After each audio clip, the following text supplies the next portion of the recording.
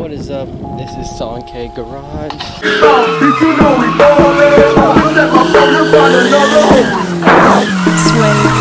the team, almost shoot for 3. Breaking your knees, then I release, hitting that buzzer beater. Winning the game and winning. I let my brother beat him. I couldn't lose if I made me a nuisance. I dropped from the fucking bleachers. Hot stop, rebound, bitch, you know we ballin'. We got my Fat Boys back on. In last video we did the control arms. So they have 0 camber now. I just stuck my leftover exhaust tubing in here and just rolled it a little bit. I'm pretty sure it still rubs. Not as bad as it was before, because before the fender ended like right here. So it was sticking out pretty far. We're gonna get new tires because these ones, they are on cord. And that's why I extended the control arms. That was a big issue, was the camber, and it made the rears wear really weird. The fronts are fine. Alright, so we got the tires mounted up. It took a lot longer than expected because I got this side done at my job, and then my manager stopped me because they were too stretched. I don't really blame him. It's part of company policy. But then I went to a Mexican shop. They did it for me, super cheap. Now we're gonna work on my turbo drain. So when I first got the turbo stuff, I totally forgot to order a proper drain line. And then I found a bung at Home Depot, and I ordered the little flange under the turbo really quickly, and then got this silicone hose from O'Reilly's for super expensive, but as you can see, it's not really holding the oil too good, so it's leaking a lot. That costed like 40 bucks when I should have just bought these AN lines and fittings for like 25 bucks. But we're gonna be working on that. We're just gonna unhook these Allens from the bottom of the turbo, undo that bottom drain, and I'm gonna show you guys how to build your own AN lines. This straight will go straight down. This 45 will come from the oil pan. So I got the fitting from the turbo out, cut out all the gasket, so it's all smooth. I got my socket and undid the other part of that fitting, and then that's gonna get replaced by this AN fitting here. And then I'm gonna cut this to size, get some thread lock on here, and put it in the oil pan. It goes on there, and it goes onto the turbo. So let's do that right now. So I got the AN fitting on there. So we got thread sealant.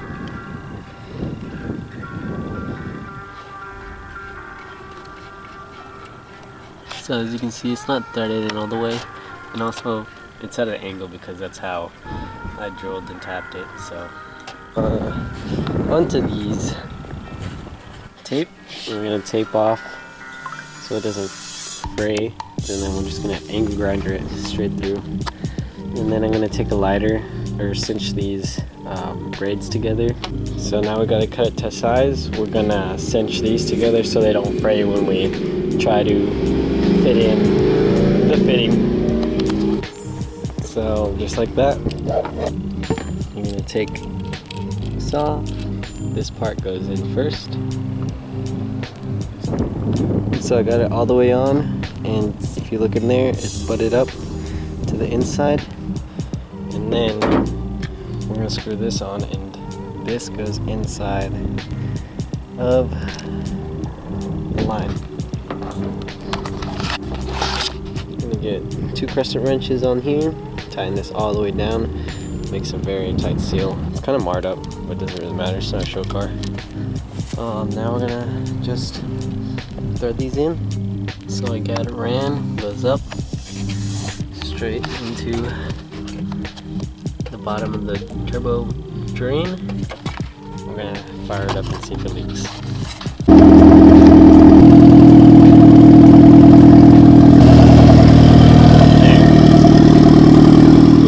What's up, guys? This is like day 3 of this video, but there's something I really want to fix. So my steering, there's like, okay, first of all, my steering wheel is loose. I want to get new bolts for this today too, but the actual steering, this is how much slop it has before it actually starts turning the wheel. So you can turn it that much and then it'll start turning the wheel, and that's because this is a depowered power steering rack. The actual pinion, there's this little thing that can like flex, and it's for the actual power steering and something to do with valving. And I was actually gonna switch back to a power steering setup. I had stock wheels and stock tires and it felt really heavy, but once I got my aftermarket wheels and tires, and I'm pretty sure it has to do with air pressure as well, because I have these at 35 and I use my stock wheels and tires at 28, which is factory recommendation. But it's a lot easier to turn now. I just locked it. I bought a power steering rack. I'm just gonna get that pinion out of that rack and weld it. So here's the other rack. The pinion is in here. So we're just gonna remove this U-joint, and then there's a C-clip for the pinion, and we're just gonna pop the C-clip out and then pull the pinion out. And then I'm gonna show you where it flexes, and we're gonna just weld that together, and it'll fix the play. So it's just a 12mm right here. So I got the U-joint out, and then we got this dust boot that comes out, and then there's a C-clip in here. I'm just gonna press these two together and pull the C-clip out. Take this out. So we just take this big nut off with a crescent wrench. This one off as well. Brings the whole thing out. So I take this one off. And of course, another bolt. This one's a 17. After that, the whole pinion just pops out. This just slips on, so this comes off. And then there's a C-clip right there that we need to take out. So right here is where you have to weld. So I hit it around. Pretty decent welds. Just gotta clean it up. Here's what it looks like all cleaned up.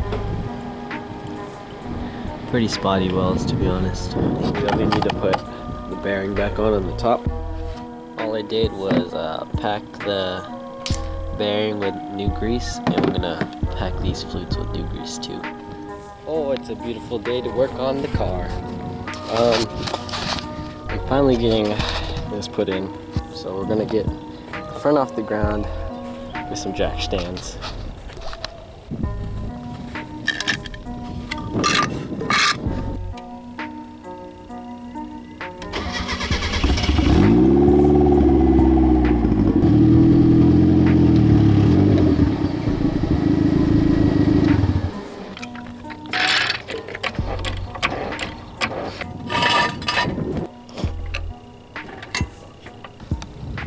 Imagine if the Miata could do wheelies. I'm just gonna take these 14s out, drop it out so we can slip out the pinion, and then we can start working on these.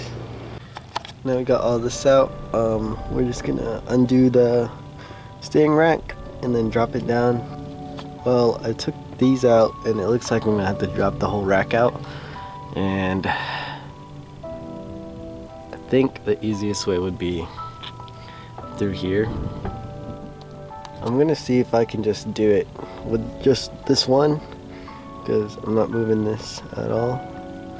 I forgot with the lower half of this, you have to thread it all the way out because the bolt squeezes in between these two. Now we're just gonna pop this out and take this C-clip out. So here's the new one versus the old one. We took took all this stuff out, welded right there. I'm gonna just grease these and then throw it back in. On the steering rack right here with these, with the washer goes in, and the spring, and this. And to set the tension, I'm just gonna tighten it until it doesn't feel too loose, but not too tight. So we got everything back together. The wheels look pretty straight. A little bit of toe out, but that's how it was before. The steering wheel is like 90 degrees. But I should be able to fix that. We're gonna just drive it and then drive straight back here. Before I drop it, there is no more play in the steering wheel. So you can see the wheel. I loved you, okay? And you broke my heart. It turns exactly when it needs to. So I just drove it around straight back. So this is straight on the car. And now we're just gonna move my hub around.